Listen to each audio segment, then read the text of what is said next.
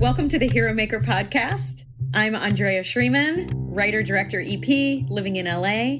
I'm Jennifer Morrison, and I currently serve as the Commissioner of Public Safety for the state of Vermont. We are here to seek out and tell the full story of our friends who were murdered in college, Rachel Raver and Warren Fulton III. We really need to make sure that their deaths were not in vain and that every possible lesson and improvement for the system can be squeezed from the retelling of the circumstances that ultimately led to the identification of their killer.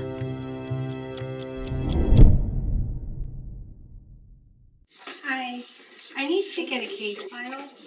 I have the case number for a homicide, a report. Okay. I have the report number E9012. Okay, where do I go? Why did you come to the sheriff? That I was told to come here. The sheriff? Yeah. Okay, what kind of report are you looking for? It's a homicide report. Just come here. Hey, Roger. Homicides are very, I don't know if very that's large. Roger. It is. Oh, it is. You didn't request it ahead of time. Hi, how are you? We spoke to you on the phone a little while ago. So one of my friends and her brother were killed by the same person like 30 years ago. So I've been working on getting my files from the East Coast, and she's now working on getting her files from the West Coast, and we have her brother's birth and death certificate. You're on the right track. Okay. Do you have a report number? Yeah, we do. That's what they gave me on the phone yesterday. Someone on the phone told you that number? Yes. It happened in 1990? I'm sorry? 1990, that's right. 1990? Yeah. Yes, and they said because it's a homicide case, they would still have the records. Yeah, he just seems like, but he's like our only link to actually getting the information, so I feel like you just need to let him have all the power. Hello, and welcome back to the Hero Maker podcast. As you can hear, this episode is going to be a little different. If you've been following along from the beginning, then you know that the person who killed our friends, Rachel Raver and Warren Fulton III, also killed at least 7 other identified people and 1 unidentified person. Many of those murders occurred in or near Riverside County, California. In episode 18, we spoke with Stacy Segrist's mother. Stacy was killed at the age of 19 in a double homicide with Tony Gianuzzi, who was 21 years old at the time. When I started researching all these connected cases in 2020, Tony's father, Gene Gianuzzi, was one of the first people I was able to track down on the West Coast. Gene was a sheriff in neighboring San Bernardino County who took an early retirement from law enforcement but stayed connected by opening a uniform store. Tony's dad passed away before we launched the Hero Maker podcast, but in one of my conversations with him, I met his wife, Karen, and his daughter, Denise. Denise and I sparked a connection. And over the last few years, she has shared with me how she was prevented by family and friends and threats of retribution from seeking answers to the questions that she had about her brother's death. When Denise told me that she felt ready to make a formal request for her brother's case file, I offered to join her on her trip to City Hall, which is just a few hours away from where I live. It was so nice to meet Denise in person after our years of staying connected. And as you'll hear, this episode takes place on location in an echoey government building and then in Denise's car with the air conditioning on full blast. So it's not the studio sound we usually use for the podcast. At the end, we'll wrap up with my co-host, Jennifer Morrison's reflections upon hearing the conversation that I had with Denise. Thank you so much, Denise, for allowing me to be with you for this part of your healing process. And we have to also thank you for allowing the Hero Maker audience in as well. Here is a recent conversation that I had with Denise Gianuzzi.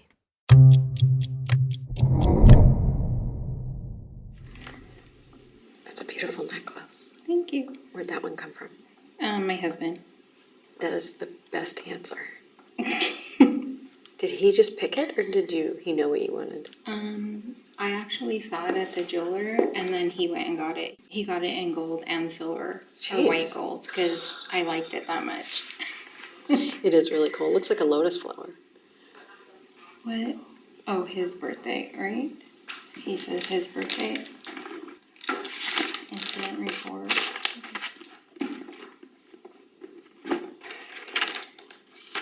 It's sad that I can't remember my birthday, because my dad and my brother's birthday Same is birthday? like Oh, a couple days apart. 2 and 10. I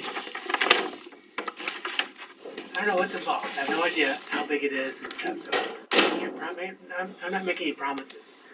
I'm starting the process, Okay, and that's all. It's a process. okay, that's fine. you. So you should hear from someone in a week or two. Okay, Okay. thank you. You're welcome. Bye. Yeah, I don't know about that guy. He's obviously, yeah, like you said, been there a long time. Yeah. And he's like over his job probably and wants it to retire. Right. And he seemed like that guy, everything's a problem. Yeah, You know, so. exactly. No, I can't. Whatever it is, I can't do it. But that other guy. But then he was like, you're not in the right place Right. at first. And I'm like, Right. So I dude, could. I talked to you yesterday. You know what I'm saying? You hung up on me. Cute.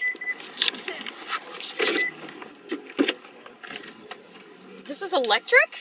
Yeah, it is. Oh, that's awesome. I put the seatbelt on because it jingles on the. So, how long did it take you, like, from the moment that you decided you wanted to get these records, which could have been years ago, to you got the birth certificate and death certificate? How long was that? Well, I didn't know I was going to need all that, so I was trying to get the records through an officer that I knew, and it just wasn't a priority for them. But it's been probably 5 years. Even though that moment that we just did, which is like filling out a form and giving it to that guy, which seems super simple, you've got to feel some sense of accomplishment at this moment. I do. Yeah, it's long overdue. I should have just did it myself a long time ago instead of waiting for other people, you know. But it's time now. So I'm good. Hopefully there's no snafus. Like he said, he can't guarantee it, you know. Well, you've got the friend who's going to be working at that office or at that building. Yes, he's actually in North Carolina right now with my husband. They have Army together this weekend, so. What does that mean? What are they doing? It's top secret. I used to work over here. And then my husband's office was right over here. The FBI office is like right here on this street, on the right. You're very comfortable with law enforcement. Very. Because my dad was law enforcement and we owned a uniform store that sold to law enforcement. So I know a lot of officers. So, you know, when my brother was killed, a lot of people knew who he was, you know, like the officers knew because my dad.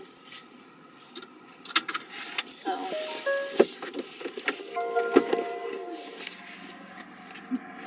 So you were saying, like, you thought it would be really cool. Well, first of all, just thank you. Thanks for letting me come be with you, and... I'm glad you came. Yeah? I've been wanting to meet you. Yeah, it is. It's good to finally meet you. I mean, we've been talking for, like, 2 years, know. right? Yeah. We saw each other on FaceTime, but that was it. Or Yeah. was it FaceTime? Zoom. Oh, that's right. Yeah. Yeah, and then when I first met you, your dad was alive. Well, you talked to my dad. I did, but you were there. I was. So maybe just start by saying, like, why today is important. Why walking up to that window and requesting these documents is important for you, personally. I've been wanting the report for a while to find out what exactly happened so I could put the pieces together. Going there today I thought I was going to be more emotional or more nervous or whatever, but I actually wasn't, because this is something that I wanted for a while. I think it's more exciting in a way, but not. It can't really be exciting, but I've been wanting it for so long that it's like more excitement than anger and hurt, I think. And I think because you went with me, it was easier too, knowing that I wasn't going by myself. But yeah, my sister-in-law did say she would go with me, but it was going to be a while before she could go because she does taxes. So she couldn't get away anytime soon. But yeah, thank you for driving out here. Yeah. That was far. Yeah. You get to see the Inland Empire. Hey!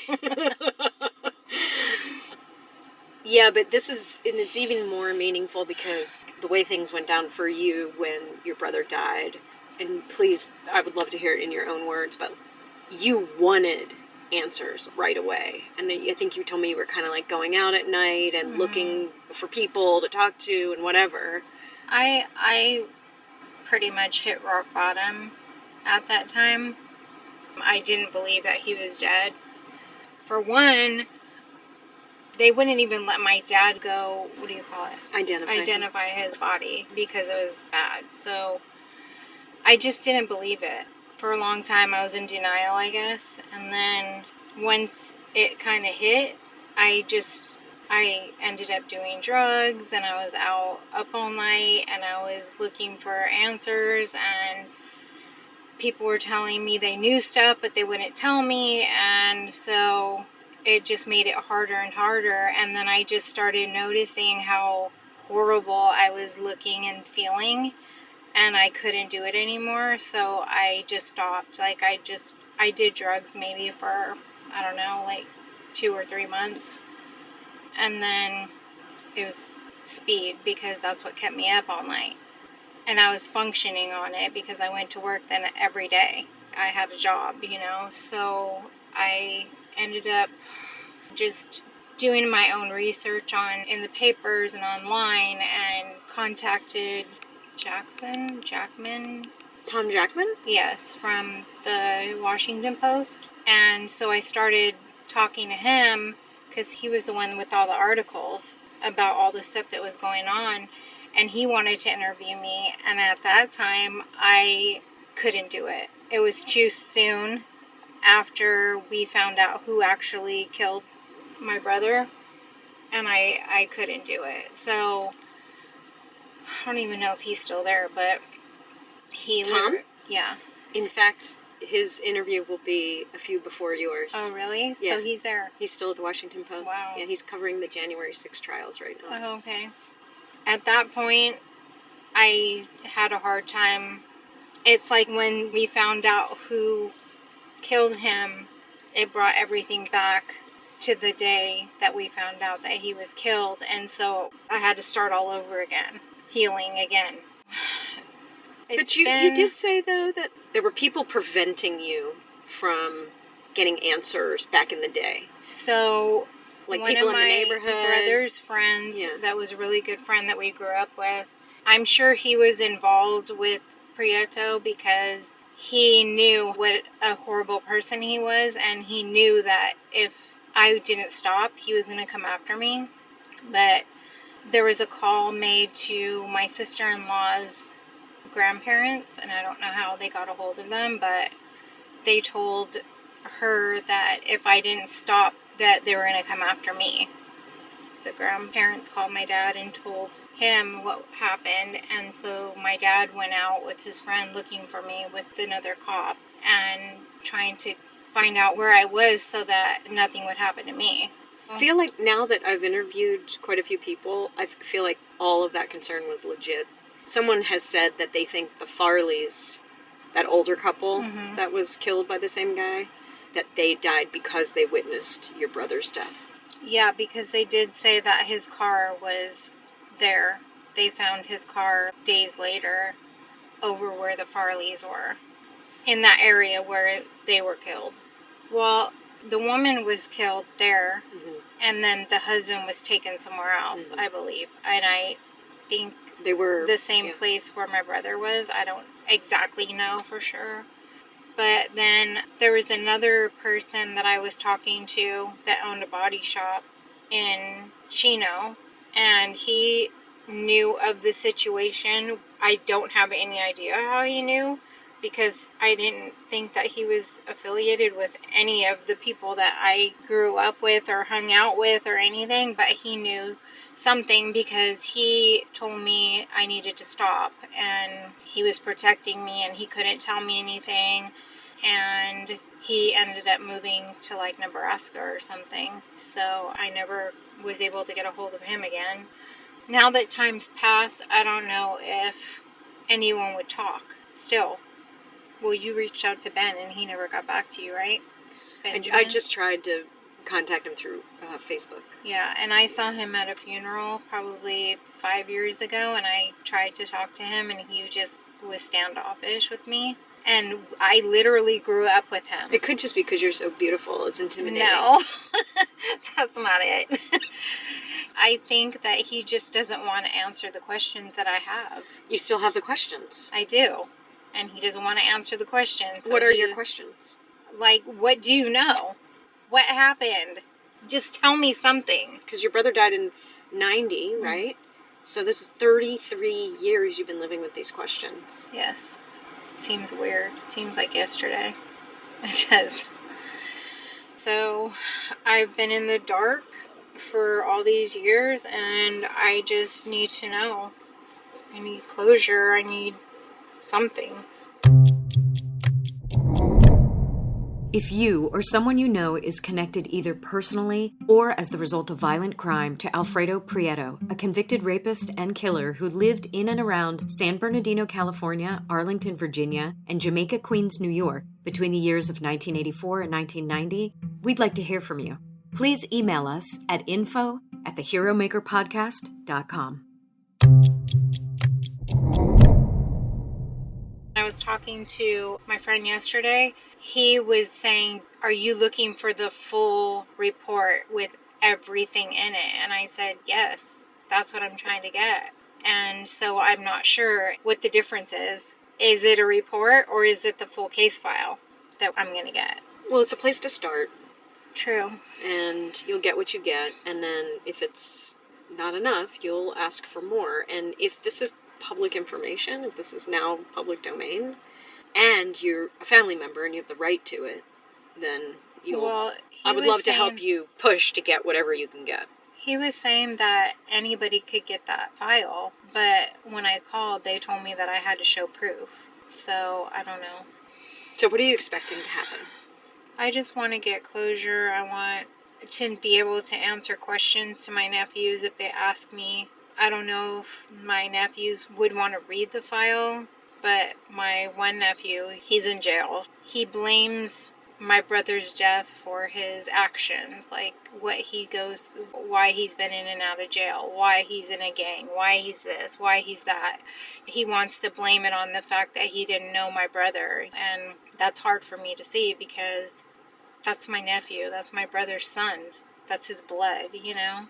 He called me, I moved to Colorado, and he called me and he wanted me to talk to him about it, and I can't tell him anything because I don't know. So it's that kind of stuff, you know, and I don't know if it'll help him, but I just hope that we can all get some kind of closure from it. But it's being in the dark that it's hard. Yeah, Jennifer calls it a unique kind of torture when you just don't have answers. That's exactly what it is. It's torture. And yes, it's unique. It's torture. But you told me that many people have said that it's a very ugly, it's a very gruesome situation that you may be reading about. So my friend that I talked to yesterday that works for the sheriff's office, he said he remembers the case and he said it's horrific. That's what he said. It's horrific. I don't know if you're going to be able to handle it, but if that's what you need to get closure, then that's what you need to do. That's what he told me. So your brother, you hadn't actually talked to him for like 6 months before he was killed, right? Yeah, so him and his wife split up, and he was dating Stacy, who he was murdered with. We couldn't get a hold of him because back then there were no cell phones, right? So he was gone. He took off for like 6 months, and so we never even heard from him. And then that's when the officers came to our house and told. I wasn't living there. I was actually married at the time. So he was killed in May, and I had my daughter the August of 89. So I had my daughter, and then that whole time we didn't hear from him. And then my dad or my mom called my husband, and they told him to tell me because they didn't know what kind of state I was in at the time because I had my daughter, my baby. So that was hard because I had to hear it from him, and I just didn't believe it. That's when I went off the deep end. We ended up getting a divorce. After that, my relationships with men were bad. You think that's where it started? Yes, for sure. After that relationship failed, because of everything that was going on, I had a hard time because I couldn't really open up to people. Like, I didn't want to say how I was feeling and go through all that pain. And your first husband was also a police officer, right? No. Oh, okay.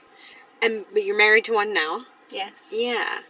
And is it easier to talk to your current husband about your feelings and your trauma and that kind of stuff? It is because he worked those cases as an officer, and so he's seen a lot. He has PTSD, not from the military, from the police, because of those cases that he worked. So he can relate and understand, not that he went through it, like nobody in his family was murdered, but he had to deal with families of murders and all that, even children that were molested, and he has that experience. So yes, it was easier for me to talk to him and my previous boyfriend that I dated for 10 years. He was an officer, and he went through the same kind of things. You know, he had the same experience in law enforcement. I just couldn't talk to my family. So that's what made it hard, because the people that I wanted to talk to, I couldn't. And so I had to talk to people that I was in a relationship with or I'm married to now. It helped a little bit. And they always wanted to try and get answers for me, but they just didn't. I don't know if... Your spouses or your...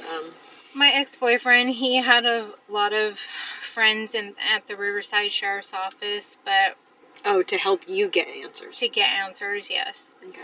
But it just never happened. And I don't know if he talked to my dad or what, but it just kind of stopped. And he had a relationship with my family too, so I don't know if my dad put a kibosh on it or what, but... I don't know. I think my dad's afraid that actually knowing what happened is going to be more traumatic for me. Which it could be for a while, but at least I'll know what happened and why. Maybe why. I don't know if I'll have the answer of why it happened. So I talked to Stacy's mom. We interviewed her.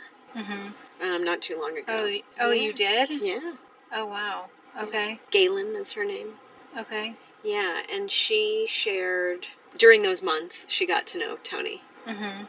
And she had warm feelings about him, just that he was in her life. And she did say that their interaction with Prieto was around drugs. Mm-hmm. Some kind of selling of drugs, I think. That's what I heard, too. Yeah. But when drugs, like I asked her what kind of drugs she was talking about, and she said marijuana and speed. I heard marijuana, but I don't know. I mean, But like, if you think about it, marijuana, quote unquote, cannabis is like legal today, right? Exactly. So it's not like it was, what I heard, coke or crack or whatever. Yeah. So what I heard was that he was working for Prieto, selling drugs for him, and that he owed him like $200. And he killed him because he didn't pay him the $200, or he didn't have the money when he asked for it. And That's what you heard? That's what I heard. Okay. But I don't know. That actually, when we met with the detectives, they said the same thing. That it was like over some small amount of money. Right. So, Yeah, I mean, well, this guy was a total monster. You know, he killed people for way less than that. You know, Exactly. no reason whatsoever. And if I understand it all correctly, Stacy was also sexually assaulted as part of the whole event. that's what I heard too. And when we were there, meeting with the detectives, where my brother was murdered was right down the street from their office, probably 3 minutes away, up on the hill. So when we were leaving, they took us and drove us by there and pointed out where it was, and they said we could go hike up there, and I was like, yeah, No, thank you. I'm good. Yeah, it just makes, I don't know, just the feeling I get about that guy is like, what an animal. Like, he just had no regard for human life. No. So I want to find out too, because there were 2 other guys, I think, with him that helped him or whatever. And I don't know that for sure, but that's something else, you know. And I heard they went to prison, and I don't know if they're out or what. Well, they wouldn't have gone to prison for your brother's case because it was never tried, right?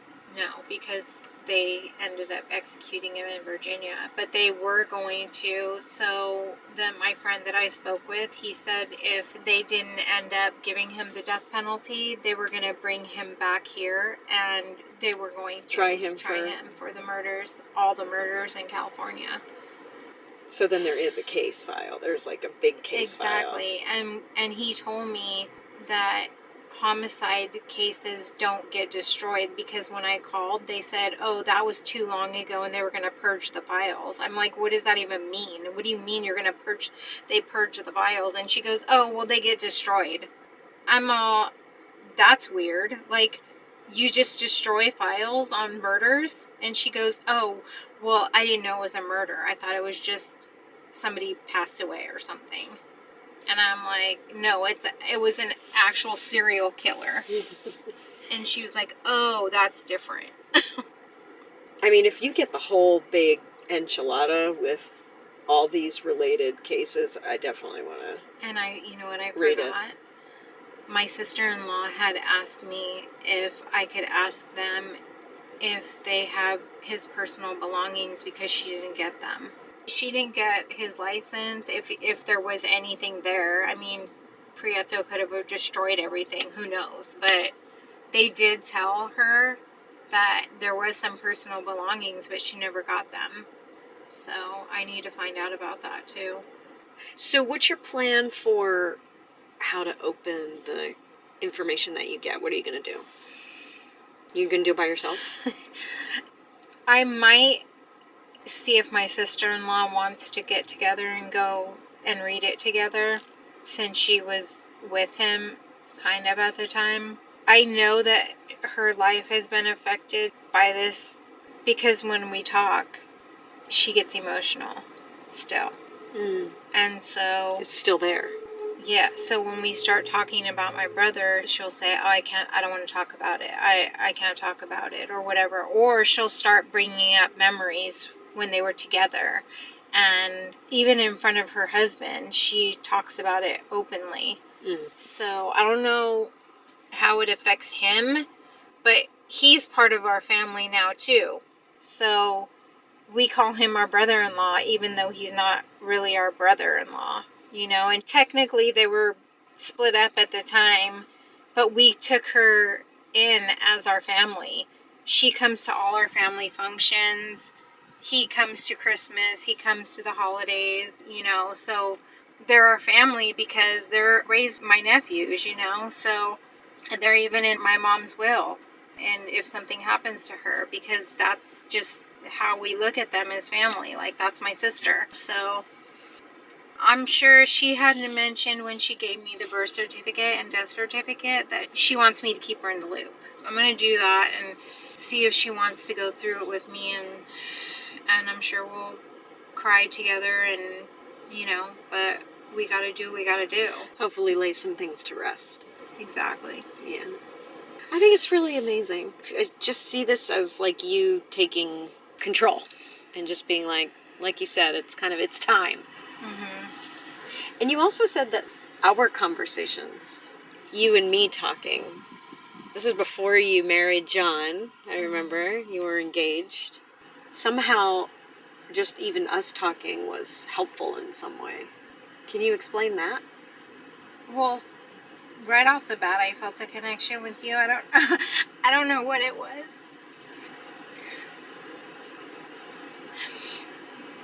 Sorry.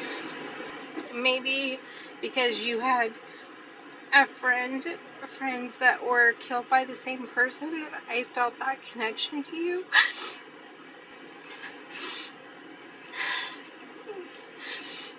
You're a warm person, and I just felt, that closeness to you, I guess. I don't know.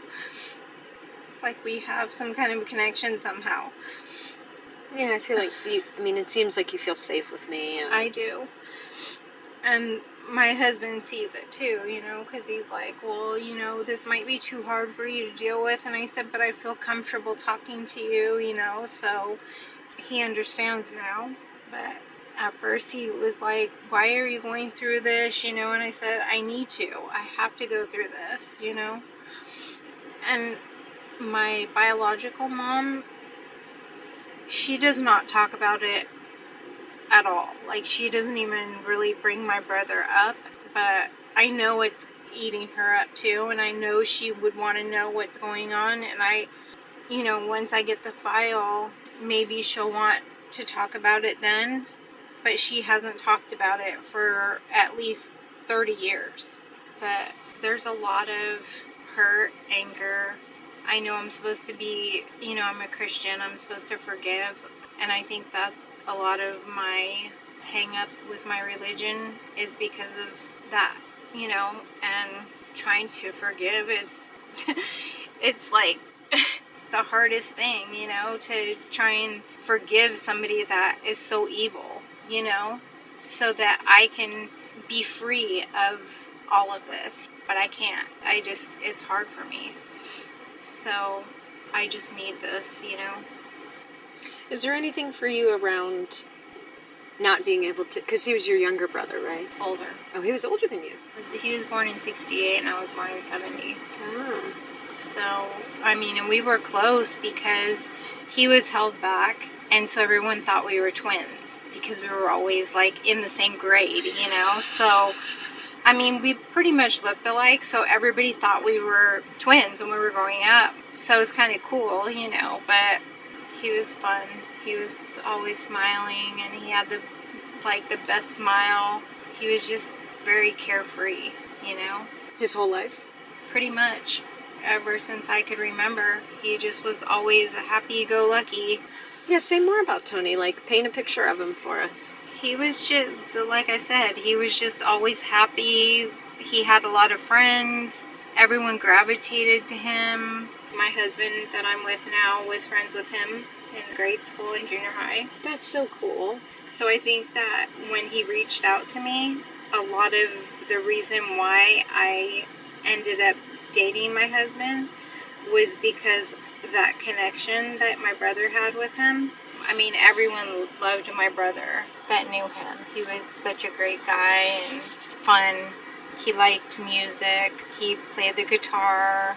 I just remember him trying to play the guitar. He didn't ever have lessons, but he kind of self-taught, So, and then it was cool because my son took up guitar, and then my son self-taught. He took a few classes, but it just reminded me of my brother, even though my kids never met him. I don't know, it was weird. It was like maybe it was meant to be or something, that he just picked up the guitar one day, and played it. I don't know. It was really cool. Well, you've been very generous with talking to me. I really appreciate it. And I hope you get everything you're looking for and more. It's some kind of sense of closure and clarity to be able to answer some questions when people ask, or to at least be able to go to your mom or your sister-in-law or your nephews and say, guess what, I found this thing out, and I think it matters, whatever that is. Yeah, we'll see. I think a lot of my family and stuff just stopped talking about it, so, nobody really talks about it anymore. Is that weird? Or do you think that that's appropriate? I think once we found out who murdered him, I think that brought them clarity more than for me, because I want more. Now that they know he was executed and he can no longer hurt anyone or whatever, it's like kind of like, okay, we can move on. Yes, we think about my brother. Yes, we talk about him. Yes, we have our memories, but we don't talk about the death. So I think that they think it's appropriate, but for me, I'm still wanting more. Well, let's definitely keep me in the loop. I will. Yeah. Hopefully they'll contact me in the next week or so. If not, I'll get a hold of my friend that's going over there and he can check on it. So. Yeah. And I want to support you also in getting as much as you can, because I don't want them to just give you a piece of paper. You know what I mean? Like, that would be so Exactly. weird. So just go, oh yeah, here's a little report. I probably will reach out to him anyway and say, okay, he told me it was a report, not a case file. Yeah. So what does that mean? Does that mean it's just like, it's vague? Or it's just, yeah, like, this is what we came across. The yeah. file? No, you need the file. You need the investigation. You need as much information as exactly. possible. Yeah. All these years, I have the vision of what happened, the horrific part of it, because I've created it in my mind because I don't know. I'm sure it is what I've built in my mind and more. But what I want the report, I want to know like what they know, but how it led up to that. Who knew things? Because I'm sure they're going to have that in the report. Like people they interviewed. The people that were telling me that they wouldn't talk to me. Mm-hmm. I'm sure they're going to be in the reports. What would you say the impact of losing your brother at that young age has been on your life? It's helped me in a way to be stronger, but it's also caused a lot of problems in my relationships. I became better, I think, but I'm also warm and friendly. I just have a low tolerance, I guess, for BS.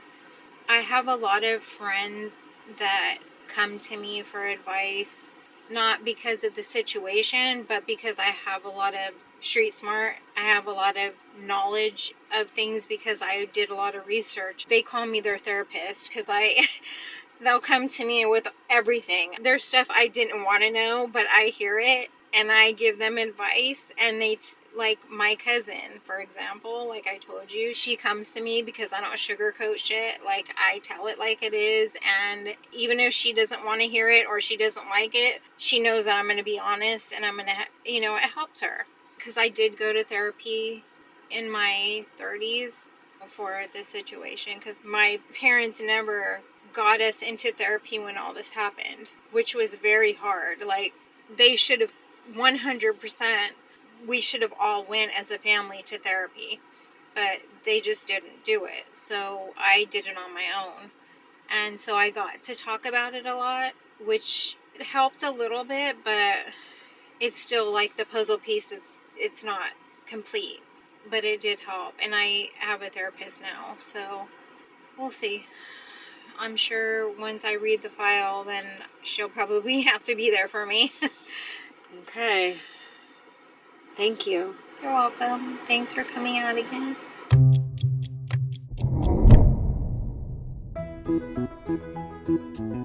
The Williamson County Cultural Arts Commission of Franklin, Tennessee wishes to thank our men and women in blue who help us deliver safe and fun family and community cultural events year-round, including one of the only authentic bluegrass festivals in the country.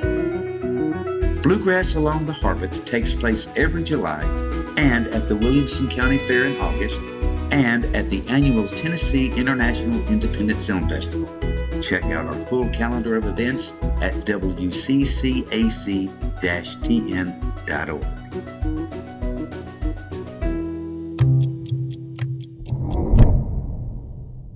So Jen would love to just get your stream of consciousness on what you learned and what this filled in for you, and how my time with Denise landed for you. This is the first time that you were doing an episode without me, and it just had to be that way, of course.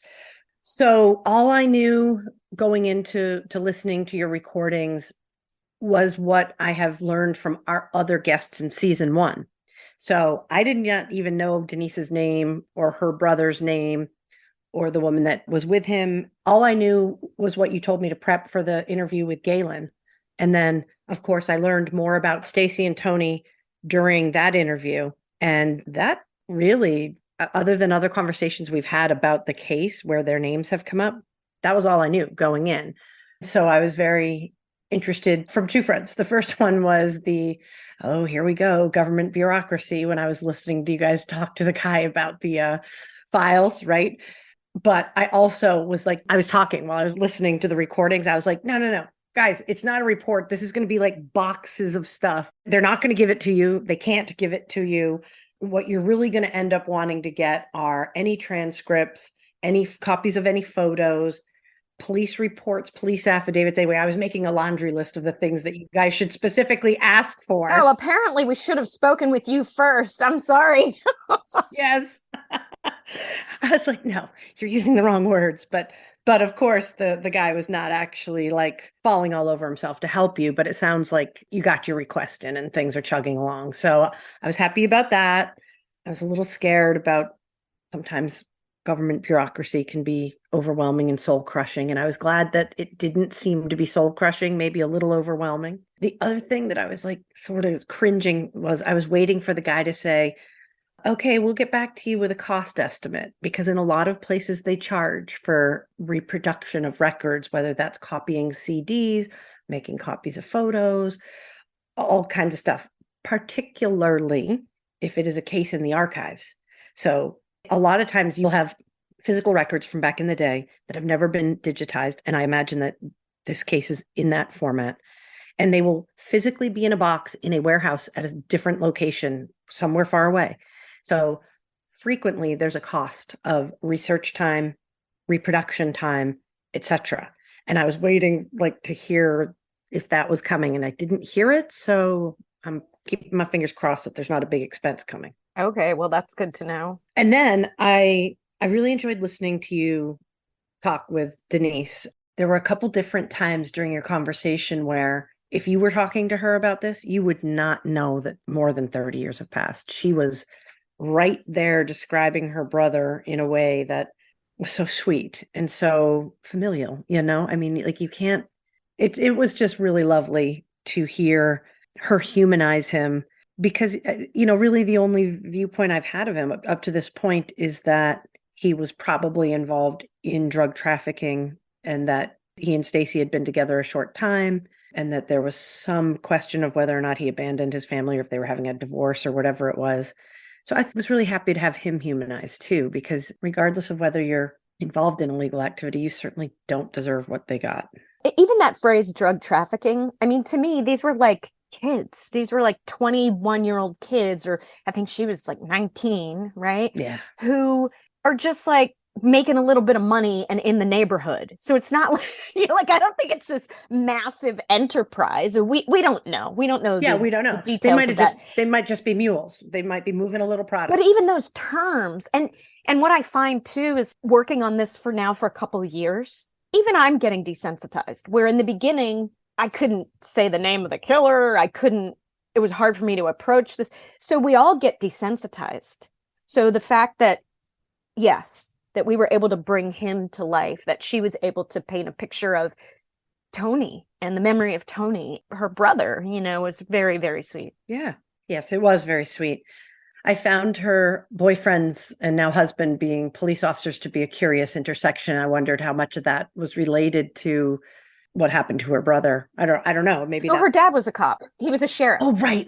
No, I did know that. He worked for a sheriff's department. Yep, I remember that. And they owned the uniform store. Yes, that was great. So literally her whole life, she was surrounded by officers. Yeah, that's right. The uniform store. That was new info for me too. So that was great. It was a different type of interview. It was much more of a conversation. It was almost like witnessing you guys becoming friends. So I felt a little bit like an interloper spying on your friendship as it blossomed. And I think she's brave to bring this all right back to the surface after all this time. And I got to believe that no matter how long it's been, that when you really stop and think about the case that it's just got to bring everything right to the forefront. Well, it's an act of empowerment for her personally and self-care, because she was held back from pursuing information by neighborhood people, by gang members, by her family, by everybody. And to be an adult now, she's a grandma in her early 50s-ish. Oh my. And yay. And to be able to say, you know what, this is something I've always wanted for myself. And I'm in a place where I'm grounded enough to take this on no matter what anybody else says. And to even walk up to that window and to have him be like, well, I don't know. I don't think I can. And me just being like, dude, do not take no for an answer here. You have made it to this window. Right. And I just loved standing beside her. And of course, the big thing is going to be actually getting information and reading through it and coming face to face with this reality that we've talked about. Part of the difficulty for families is the nebulousness of it all. Mm-hmm. Not knowing, not having anything to hang your hat on or go, oh yeah, that's what happened. Yep. And it's dark, but at least now I know. Right. Yeah, you could tell in your conversations with her that she had turned a corner from being told how to handle it and to not seek information and being sort of patronized to some degree to, I'm going to get this info. So it's good. She's in a place in her life where she's feeling a bit fierce and willing to get out there and go get the info. And I hope she has all the appropriate supports for when she does sit down to dive in, because we don't know what's in that report. It could be some tough stuff. Yeah. I do want to thank Denise for trusting me. Yeah. And trusting us with her story. It's been great to get to know her and so many of the other people that we get to talk to through this journey. Yeah, so true. We'll add Denise to the long list of very cool people we've connected with through the Hero Maker podcast. Yeah. All right, Jen, any other final words about anything we can distill from this to make the world a better place, you think? Well, one of the things I was hoping that we were going to find out is that, as we've talked about in other pieces of this case with other families, it would be really great if there was a victim advocate who could be driving this process for her so that she doesn't have to keep advocating for herself, right? So yes, it's been 3 decades since the crime, but she is still a survivor of a homicide victim. And it would be great if there was somebody to speak up, somebody who knows how to navigate the system. Maybe that's something we could pursue. A navigator, a system navigator. This just in, Denise just texted me. I said, any updates? And she said, not yet. Going to check back again next week. And she's got some of her husband's cop friends working on it too. Oh, good. That's what's going to happen. It's usually who knows someone. That's how you get it done. Yeah. Thank you, Jennifer, for your wisdom and your observations. And thank you, Denise, for your time and your friendship and your courage. Yeah. I'm sorry I didn't get to meet you, Denise, but I'm really happy that we were able to help you find the answers you need. So thanks for sharing that with me, Andrea. I enjoyed it a lot, and I hope our audience will enjoy it just as much. All right. Until I talk to you again, and for all of you out there listening, stay safe. And take care of each other. Thank you, Vicki Rose Sampson, our beloved sound mixer and editor. Thanks also to producer Michael Doherty, who distributes and markets the show. Thanks to graphic designer Jungleen Bay and sound designer Andy Bill. And thanks to Andrea Schreeman, yep, that's me thanking myself in the third person, who books, produces, and directs the show. Please subscribe to the Hero Maker podcast wherever you listen and take a moment to rate us. It really helps the podcast grow. We're also on Facebook, Twitter, and Instagram at The Hero Maker Pod. If you'd like to collaborate or suggest a guest, please email us at media@theheromakerpodcast.com. The Hero Maker Podcast is a production of Prudent Pictures. Thank you so much for listening.